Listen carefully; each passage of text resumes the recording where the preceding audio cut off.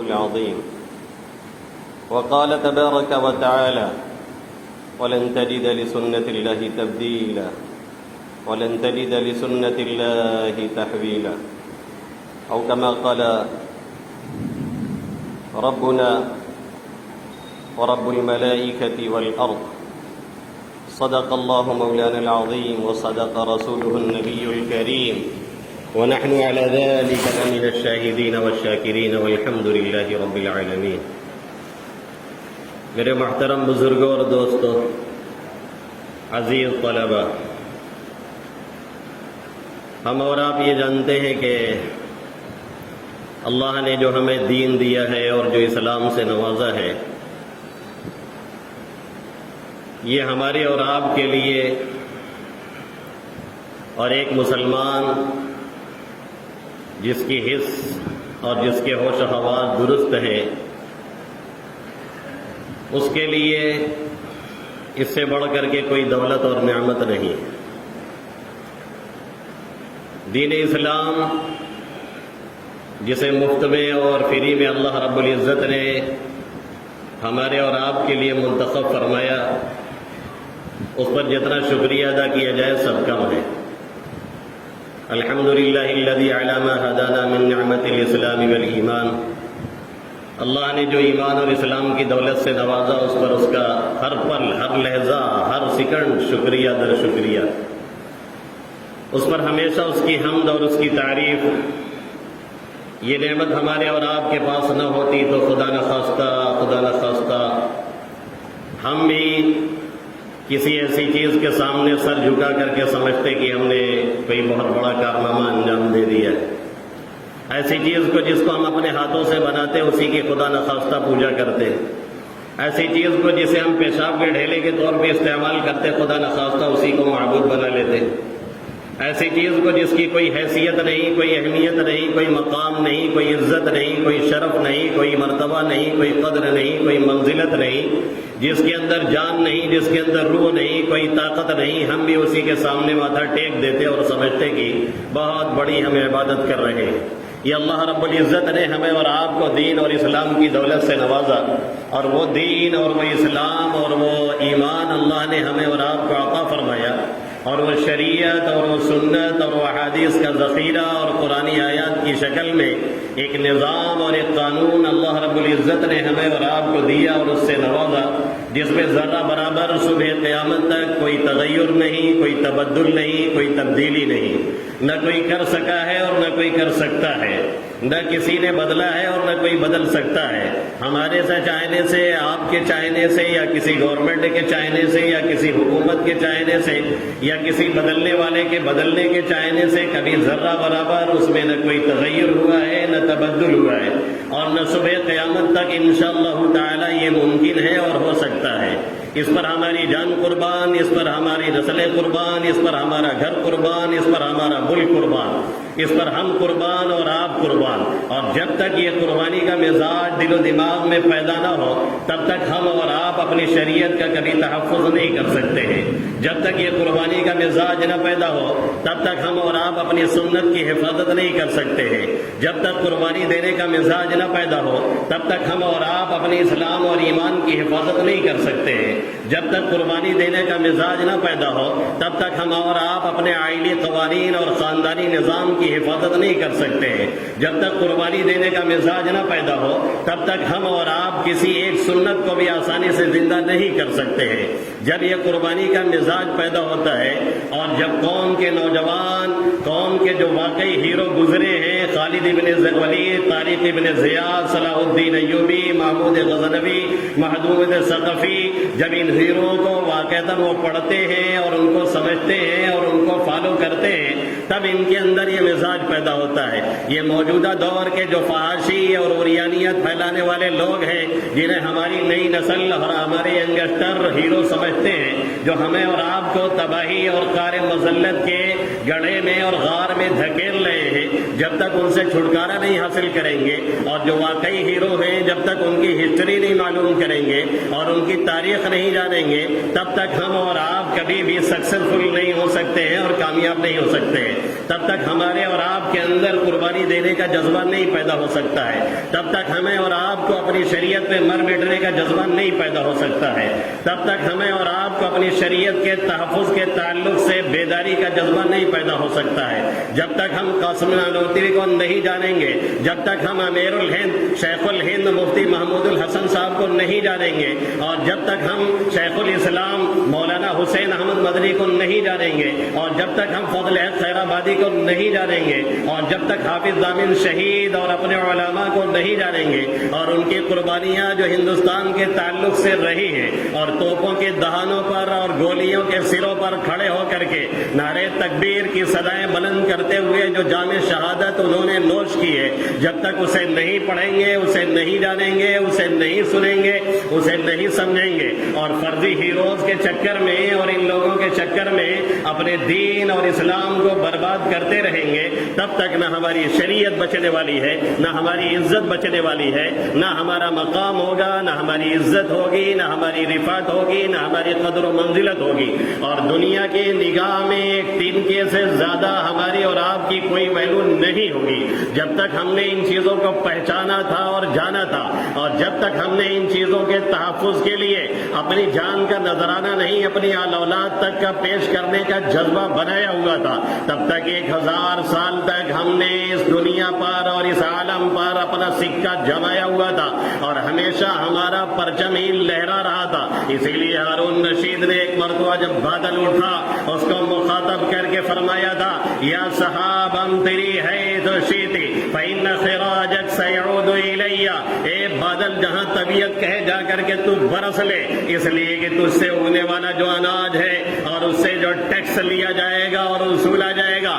وہ لوٹ کر کے ہمارے پاس آنے والا ہے، کیونکہ ہماری سلطنت بہت وسیع ہے اور ہمارا سکہ چلتا ہے، اور جہاں بھی ہم نگاہ اٹھائیں گے لوگوں کو پونچھ دبا کر کے آنا پڑے گا۔ لیکن افسوس در افسوس اور افسوس صد افسوس اور افسوس اور ناقابل بیان افسوس کہ ہم نے اور آپ نے دین سے، اسلام سے، شریعت سے، قرآن سے، سنت سے، احادیث سے، اللہ کے حبیب صلی اللہ علیہ وسلم کی شکل و صورت سے بغاوت اور دشمنی شروع کی، اور یہ دشمنی اور بغاوت یہاں تک پہنچی کہ ایک ایک سنت کو اپنے ہاتھوں سے کھرچ کھرچ کر کے نالیوں میں بہانا شروع کیا، اور ہم نے بغاوت اور سرکشی یہاں تک پیدا کر لی کہ داڑھی اور ٹوپی ہمیں ناپسند لگنے لگی، جو کہ آپ صلی اللہ علیہ وسلم اور اسلامی لباس تھا، اور ہم نے اسے علماء کے لباس کہہ کر کے اسے ریجیکٹ کیا اور اپنی عزت غیروں کے راستے میں تلاش کرنے کی کوشش کی، جس کے بارے میں اللہ قرآن مقدس میں 5ویں پارے میں فرماتا ہے، 4تھے پارے کے آخر میں،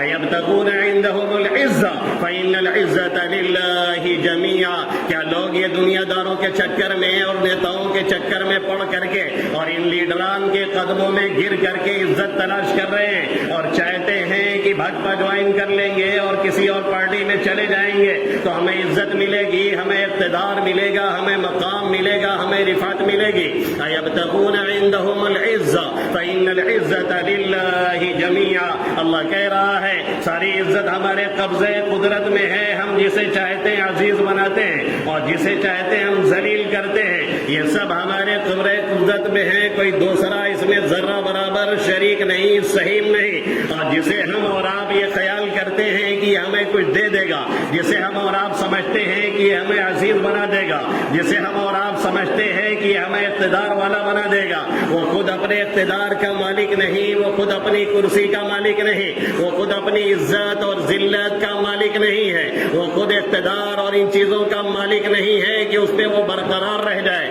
قرآن مقدس میں اللہ رب العزت نے کیا فرمایا؟ واللہ الغنی وانتم الفقراء، اللہ ہی بے نیاز ہے، وہی کرتا دھرتا ہے، اسی کے قبضے قدرت میں سب کچھ ہے، اور تم سب کے سب محتاج ہو، محتاج کل ہو، اور سب کے سب فقیر ہو اور محتاج ہو، اور وہی بے نیاز ہے، وہی نوازنے والا ہے، کسی اور کے قبضے قدرت میں اللہ نے کچھ بھی نہیں دیا ہوا ہے، کچھ بھی نہیں رکھا ہوا ہے، یہ ہمیں اور آپ کو سمجھنا چاہیے۔ اَيَبْتَغُونَ عِندَهُمُ الْعِزَّةَ وَإِنَّ الْعِزَّةَ لِلَّهِ جَمِيعًا. کیا دنیا والوں کے دام میں جا کر کے عزت تلاش کرتے ہو؟ ساری عزت اور ذلت اللہ کے قبضے قدرت میں ہے. وہ جسے چاہتا ہے عزیز بناتا ہے اور جسے چاہتا ہے ذلیل کرتا ہے، اور منٹوں سیکنڈوں میں کسی کو کرسی سے اقتدار سے نیچے لاتا ہے اور دوسرے کو لے جا کر کے سی ایم اور پی ایم بناتا ہے اور ڈپٹی سی ایم بناتا ہے. یہ وہی کرتا ہے. صبح کے تخت نشین شام کو مجرم ٹھہرے. ہم نے پل بھر میں نصیبوں کو بدلتا دیکھا. جب تک ہمارا یہ خیال تھا، یہ عقیدہ تھا، یہ ذہنیت تھی اور ہمارا یہ طور طریقہ اسلام کے مطابق تھا، تب تک راج تھا. جب ہم نے اسے خیر بات کہہ دیا تو ہمارا راج آہستہ آہستہ مٹنے اور ختم ہونے لگا. اور ہندوستان میں 800 سال سے زائد حکومت کرنے کے بعد بھی ہمارا سورج جو غروب ہوا تو طلوع ہونے کا نام نہیں لے رہا ہے. ایسا غروب کروایا گیا، ایسا غروب کروایا گیا. عیاشیوں کی، بدماشیوں کی اور خرافات کی اور لغویات کی بھیٹ چڑھا کر کے ہمیں اور آپ کو اقتدار سے بے دخل کیا گیا. اور ہمارے بڑوں نے وہ سڑے کام کیے جس کا خمیازہ ہمیں آج تک بھگتنا پڑ رہا ہے. اور جو ہمارا سورج چل رہا تھا اور اقتدار چل رہا تھا اور جو عروج اور بلندی ہمیں اور آپ کو حاصل تھی، وہ پستی میں تبدیل ہوئی کہ سر اقبال نے جو کہا تھا وہ ہو کر کے رہا. تجھ کو بتاؤں میں تقدیر امم کیا ہے، شمشیر و ثنا اول، طاؤس و رباب آخر. آئیے بتاتے ہیں تقدیریں کیسے بنتی ہیں، امتوں کی کیسے بگڑتی ہیں. آئیے بتاتے ہیں کیسے لوگ عروج پاتے ہیں، کیسے ذلت میں جاتے ہیں. آئیے بتاتے ہیں لوگ کیسے رفعت و بلندی کے عہدے ثریا پر چڑھتے ہیں اور کیسے وہاں سے کار مذلت میں اور گڑھے میں ڈھکیلتے اور پھینکے جاتے ہیں. تجھ کو بتاؤں میں تقدیر امم کیا ہے، شمشیر و ثنا اول، طاؤس و رباب آخر. جب تک تیر تلوار ہاتھ میں ہے، جب تک جبا کشی ہے، جب تک محنت ہے، جب تک کوشش ہے اور جب تک رات میں رہبانیت ہے، اس کے سامنے گڑ گڑانا ہے، رونا ہے، اسے لو لگانا ہے اور منانا ہے. اور دن میں جب تک شہ سواری ہے اور دوڑ دھوپ ہے اور کوشش ہے اور جب تک یہ ذہنیت ہے اپنا کام کرنا ہے، اپنے لوگوں کا کام کرنا ہے. اور جب تک قوم قوم کر کے پیٹ کا مسئلہ حل نہیں بلکہ واقعی قوم کے کام آنا ہے اور قوم و ملت کے لیے وہ قربانیاں جو اکابرین نے پیش کی، جو صحابہ نے پیش کی، جو اسلاف نے پیش کی، اسے سمجھنا اور پڑھنا ہے. اور جب تک یہ چیزیں امت میں رہی ہیں تب تک رفعت اور بلندی ہمارا قدم چومتی رہی. اور جب ہم نے عیاشیاں شروع کی، بدماشیاں شروع کی اور ہم ناچ گانے میں مست ہوئے اور ہماری مائیں اور ہماری بہنیں اور ہماری بیٹیاں باہر کلبوں میں جانے لگی اور ادھر ادھر پکڑنے جانے لگی اور ہماری بہنیں اور بیٹیاں نمائشوں میں سب سے آگے دکھنے لگی.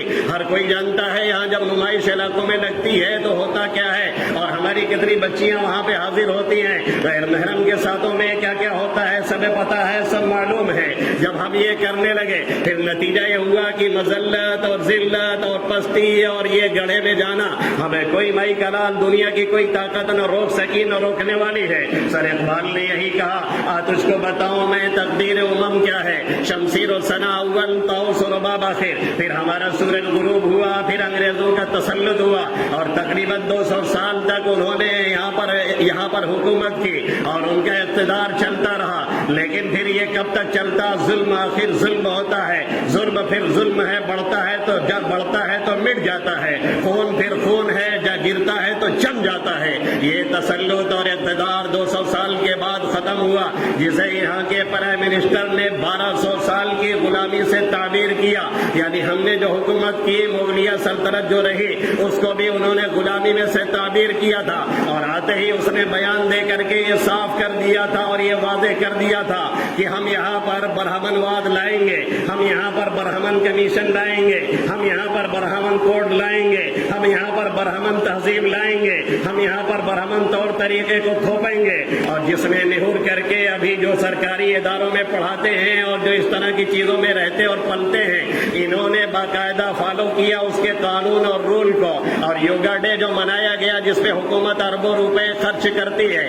تاکہ لوگوں کو برہمنی تہذیب میں ڈھال دیا جائے، یہ تمام لوگوں نے داڑھی ٹوپی میں جا کر کے اس طرح کی حرکتیں کی. یقیناً یہ کفری عمل ہے اور جن لوگوں نے دل دماغ سے اسے کیا ہے ان کے کفر میں کوئی شک اور شبہ نہیں. جب تک کہ وہ برات کا اعلان نہ کریں، توبہ نہ کریں اور کھل کر کے کہیں نہ کہ ہم نے غلطی کی ہے، تب تک انہیں کافر ہی مانا جائے گا. اس میں کوئی دو رائے نہیں ہے. یہ طور طریقہ اس نے تھوپنا شروع کیا اور اس نے شروع ہی میں کہہ دیا تھا پرائم منسٹر نے کہ اصل جو کھیل ہے اور اصل جو جو حقیقت ہے وہ آگے ابھی آ رہی ہے، لیکن لوگوں کی آنکھیں کھلنے کا نام نہیں۔ اور مجھ جیسا بیوقوف اور دیوانہ جب جمعہ میں آپ سے خطاب کرتا اور 14 سے پہلے آپ کو بار بار آگاہ کرتا تھا اور اسٹیج سے کہتا تھا کہ حالات ابھی بگڑیں گے اور یہ سپا بسپا کے چکر میں آپ نہ رہیں، وہ کچھ دیکھنا پڑے گا جو دیکھنا نہیں چاہ رہے ہیں، وہ کچھ سننا پڑے گا جو کچھ سننا نہیں چاہ رہے ہیں۔ تو باہر ہمارے بہت سے نوجوان ساتھی ملتے تھے اور کہتے تھے کہ آپ کیوں بار بار ڈرا رہے ہیں؟ میں کہتا تھا ڈرا نہیں رہا ہوں، میں سمجھا رہا ہوں۔ میں کہتا تھا ڈرا نہیں رہا ہوں، میں آگاہ کر رہا ہوں۔ اور میں نے کئی مرتبہ یہ بھی کہا یہ کوئی بزرگی اور پیشین گوئی نہیں ہے، بلکہ بادل کو اڑتے ہوئے دیکھ کر کے آدمی کہتا ہے کہ اب بارش ہونے کو ہے، آدمی کہتا ہے کہ اب بارش ہوگی، تو اس کا مطلب یہ نہیں ہوتا کہ بزرگی ہے۔ ایسے ہی حالات بتا رہے تھے کہ یہ حالات آنے والے ہیں اور یہ صورتحال پیدا ہوگی اور ہمیں اور آپ کو حکومتی جھکڑ بندیوں میں جکڑا جائے گا اور کوشش یہ کی جائے گی کہ آپ برہمن واد میں ڈھل جائیں۔ لیکن اے کاش کی جو قائدین تھے ان کی آنکھیں ٹھیک سے کھلی ہوتی اور کاش کی ہمارے نوجوان بھی جاگے ہوتے اور بیدار ہوتے اور ان کی کھوپڑیوں پہ جا کے دستک دی گئی ہوتی تو معاملہ کچھ اور ہوتا۔ لیکن ہم نے تو یہ سمجھا کہ اے سی میں بیٹھ کے ٹویٹ کریں گے اور کولر میں بیٹھ کر کے ایک پمفلٹ شائع کر دیں گے، کام ہو جائے گا۔ ایسے کام وام ہوتا نہیں۔ نتیجہ یہاں تک پہنچ چکا ہے کہ اب ایکسا سول کوڈ کی بات کی جا رہی ہے اور اب یہ کہا جا رہا ہے کہ یونیفارم سول کوڈ آئے گا۔ اور دیکھیے کیا کنیکشن ہے لا کمیشن کا اور پردھان منتری کا۔ پہلے لا کمیشن نے رائے مانگی کہ آپ یکساں سول کوڈ کے تعلق سے اپنی رائے ملک والے پیش کریں۔ اب ظاہر ہے زیادہ مخالفت میں اڑ جائیں گے اور ہم اور آپ کتنے ہیں ہی ہیں اور جو ہیں اس میں بھی کتنا اختلاف ہے وہ پتہ ہے، اور جو رائے بھیجنے والے ہیں ان میں سے اکثر کو پتہ بھی نہیں کہ رائے بھیجنی ہے کہ نہیں بھیجنی ہے اور کیسے بھیجنی ہے اور کب بھیجنی ہے، اکثر کو یہ معلوم ہی نہیں۔ اور میں جان بوجھ کے خاموش رہا تھا اس لیے کہ میرے علاوہ بہت سے دانشور اور بہت سے قوم کے ہیروز یہاں پہ ٹہلتے ہیں۔ میں سوچ رہا تھا دیکھوں کون آپ کو جگاتا ہے، کون آگاہ کرتا ہے، کون بولتا ہے اور کون جان میں کھیلنے کے لیے تیار ہوتا ہے اور کون یہ کہتا ہے کہ چلیے ہم دیکھتے ہیں اور کیسے قانون چلے گا اور نافذ ہوگا۔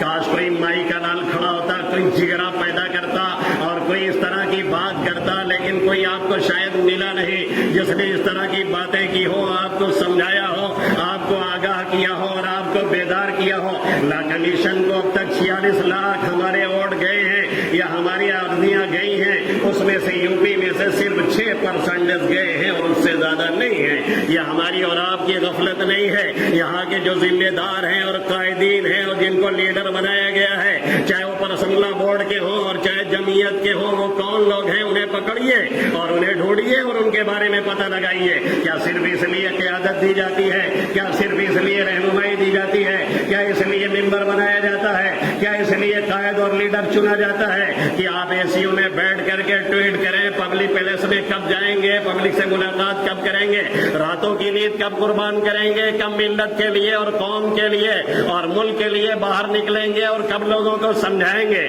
اگر ابھی سے نہیں آگاہ کیا گیا تو آگے کے حالات اور بھیانک ہیں، اس لیے کہ پی ایم صاحب نے صاف کہہ دیا ہے کہ یہ ہو کر کے رہے گا اور لا کمیشن پہلے رپورٹ مانگ رہا ہے اور پی ایم کا بیان بعد میں آ رہا ہے۔ 28 جولائی بروز بدھ کو وہ 28 جون بروز بدھ کو وہ کہہ رہے ہیں کہ یہ ہو کر کے رہے گا اور آ کر کے رہے گا۔ ایسے میں لا کمیشن نے جو رپورٹ مانگی ہے اس کی حیثیت کیا ہے ہم بھی سمجھ سکتے ہیں، آپ بھی سمجھ سکتے ہیں۔ اس کی حیثیت کیا ہے ایک معمولی سا انسان بھی سمجھ سکتا ہے، لیکن بہرحال ملک کی ایک بڑی تنظیم جب کہہ رہی ہے کہ آپ اپنی رائے دے دیجئے تو کم سے کم بھیج دیجئے، ہو سکتا ہے اس میں کوئی خیر ہو، اس لیے کہ اللہ کے حبیب صلی اللہ علیہ وسلم نے فرمایا ید اللہ علی الجماع، اللہ کی مدد اور نصرت جماعت کے ساتھ ہوتی ہے۔ اب بڑی جماعت اور تنظیم کے بڑے بڑے ماہرین کا جب یہ کہنا ہے کہ نہیں رائے بھیجیں تو سب لوگ بھیج دیں، اور آج شام تک کا 12 بجے تک کا ٹائم ہے، ابھی سے اگر لوگ اس کے بارے میں معلوم کریں اور تیاری کریں تو آرام سے بھیج سکتے ہیں اور اپنی رائے پہنچا سکتے ہیں۔ کچھ کرنا نہیں ہے،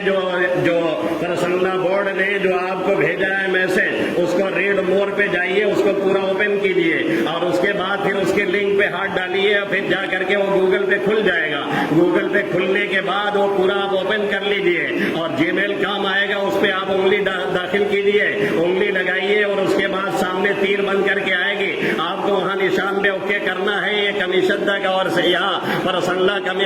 یہاں بورڈ کے کمیشن تک وہ پہنچ جائے گا، اس سے زیادہ کچھ کرنا نہیں ہے۔ بہت طبیعت کہہ رہی ہو تو نیچے اپنا ڈال دیجیے اور اپنا موبائل نمبر ڈال دیجیے، ایک جی میل سے ایک ای میل سے ایک ہی درخواست جاتی ہے، اس سے زیادہ نہیں ہے۔ لوگ غلط فہمی میں نہ رہے کہ ایک موبائل سے 100 بھیج دیں گے تو 100 ہو جائے گا، الگ الگ ای میل سے بھیجیں گے تب الگ الگ درخواست مانی جائے گی، ورنہ ایک ای میل سے اگر ایک بھیجا ہے نہیں 100 بھیج دے تب بھی وہ ایک ہی مانا جائے گا، اس سے زیادہ نہیں ہوگا۔ یہ ہمارا کام ہے، یہ آپ کا کام ہے، یہ ملت کا کام ہے، یا قوم کا کام ہے۔ ہر آدمی اپنی ذمہ داری سمجھے اور یہ یقین کر لیجئے کہ کوئی بھی قانون آئے اور کوئی بھی نظام آئے، ہم انشاءاللہ تعالی اسے مسترد کریں گے، اور ہماری شریعت نے جو ہمیں حق دیا ہے اور ہمارے یہاں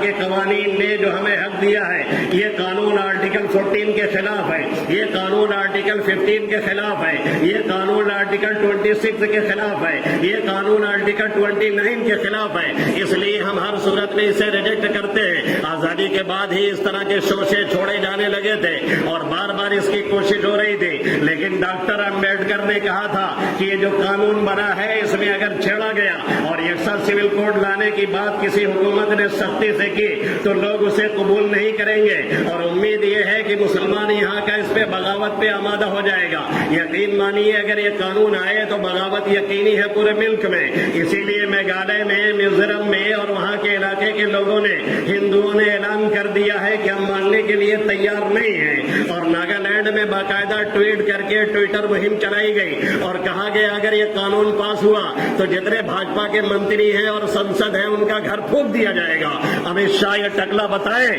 کہ کب ان لوگوں پہ UAP پہ لگے گا، کب ان لوگوں کو جیل میں ڈالا جائے گا۔ جن لوگوں نے یہ بیان دیا ہے اور ٹویٹ کیا ہے کہ یہاں جتنے منتری ہیں اور جتنے سانسد ہیں سب کا گھر ہم جلا دیں گے، پھونک دیں گے اگر یہ قانون آیا، ان کے خلاف کب ایکشن لیا جائے گا؟ یہ حکومت کیوں نہیں بتاتی ہے؟ یہ لا کمیشن کیوں نہیں بتاتا ہے؟ اور یہ ہمارے ہی خلاف یکساں سول کوڈ آنا ہے یا سب کے خلاف آنا ہے، یہ بات کی وضاحت کب ہوگی؟ مسودہ کب آئے گا؟ آپ بہت بے چین مت ہو، مایوسی کا شکار مت ہو، آپ چڑھ کر کے بولیے اور کہیے ہم ہندوستان کے ایک معزز شہری ہیں اور قانون نے، کانسٹیٹیوشن نے ہمیں حق دیا ہے اور یہ رائٹ ٹو ایکوالٹی کے خلاف ہے، اور جو ہمارا آئلی نظام ہے، خاندانی نظام ہے اور جو شخصی آزادی ہے اس پر یہ حملہ ہے۔ ہم کسی صورت میں اسے قبول کرنے اور ماننے کے لیے تیار نہیں ہیں۔ اگر حکومت اسے پاس بھی کر دے تو بھی ہمارے پاس بہت سے آپشن موجود ہیں اپنے شریعت پر عمل کرنے کے لیے۔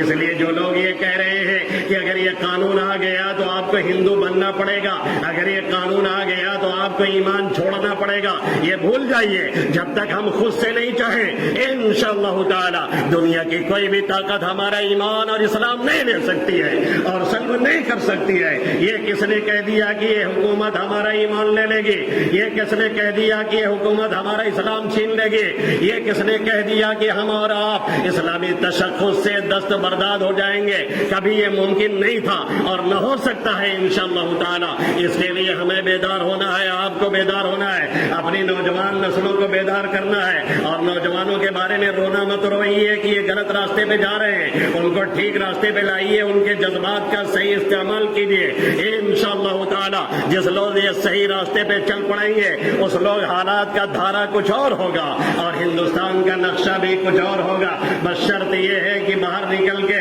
ان سے ملا جائے، ان کو آگاہ کیا جائے اور بتلایا جائے اور سمجھایا جائے، اور ان کو تو پہلے ابھی تو آپ کو یہ کرنا ہے جو کام پرسنلا بورڈ نے کہا ہے، اور دوسرے یہ کرنا ہے کہ ابھی خود سے کوئی قدم نہیں اٹھانا ہے، اور تیسرے کہ ابھی کوئی احتجاج وغیرہ نہیں کرنا ہے، اس لیے کہ حکومت نے جو 2-3 صوبے میں چناؤ ہونا ہے، انتخاب ہونا ہے، اس کے پیش نظر یہ شوشہ چھوڑا ہے۔ اگر اس میں وہ ہار گئی تو یہ پھر بیک ہو جائیں گے اور پھر 2024 میں پھر یہ شوشہ چھوڑیں گے، اور اگر وہاں پر جیت گئے تو اس کو آگے بڑھانے کی کوشش کریں گے۔ 2018 میں بھی اس طرح کی بات کی گئی تھی، لیکن اس وقت حالات خراب ہونے لگے تو لا کمیشن نے کہا تھا نہ ابھی اس کی کوئی ضرورت ہے، نہ اس کا کوئی مطلب بنتا ہے، اس لیے اسے نافذ نہ کیا جائے اور اس کی بات نہ کی جائے۔ اب پھر یہ آزمانے کی کوشش کی جا رہی ہے، آپ تھوڑا بیک ہوئیے، اور جو اعلیٰ قیادتیں ہندوؤں کی ہے، جیسے سکھوں نے کہا ہے کہ ہم کسی بھی صورت میں قبول نہیں کریں گے، اور سوال یہ ہے کہ وہ کس بنیاد پہ یکساں سول کوڈ آئے گا؟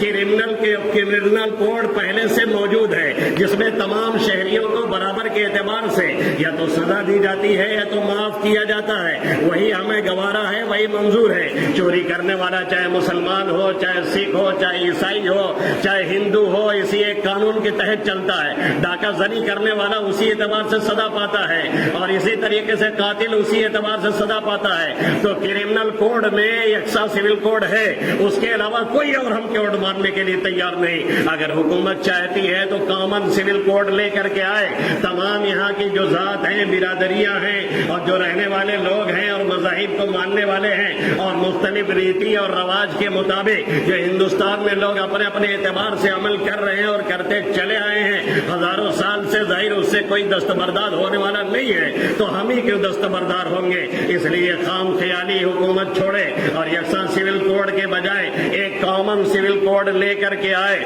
جس میں تمام مذاہب کے ماننے والوں کو جمع کیا جائے اور ان سے رائے لی جائے، پھر اسی اعتبار سے مسودہ تیار کیا جائے تاکہ ہندوستان میں یکجہتی، امن و امان برقرار رہے۔ اور اگر زبردستی تھوپنے کی کوشش کی گئی تو پھر کیا ہوگا نہ ہم جانتے ہیں نہ حکومت شاید جانتی ہے، اس لیے ہمیں چھیڑنے کی کوشش نہ کی جائے۔ اللہ رب العزت امن و امان کے ساتھ، عافیت کے ساتھ ہمیں اس ملک میں رکھے اور ظالموں سے نجات عطا فرمائے، عادل اور منصف اور نیک حکمراں نصیب فرمائے۔ ظالموں کا اللہ تخت مشق بننے سے ہم سب کی حفاظت فرمائے، دین اسلام پہ چلنے کی اور اس پہ مر مٹنے کی اور اسی پر دنیا سے جانے کی توفیق نصیب فرمائے۔ آمین یا رب العالمین۔ وما علینا الا البلاغ المبین۔